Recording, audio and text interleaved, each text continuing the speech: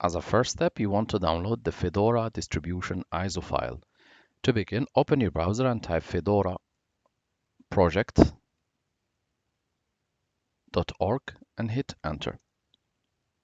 This is the official website of Fedora, so we're going to locate where we can download. So here you have several options: Fedora for workstation, for server. However, we want the edition that it works with our computers or for computers.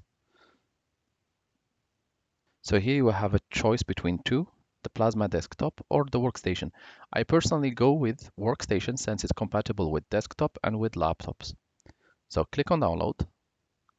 And here we have several options: Intel 86 and 64 edition. And here we have for ARM and here for PowerPC. So I will choose the Windows one or the Intel one since I have an Intel processor. And I will click on download.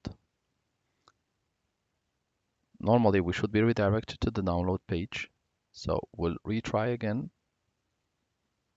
and click again on. After 4 to 5 minutes, the download is completed and I have Fedora available to be used.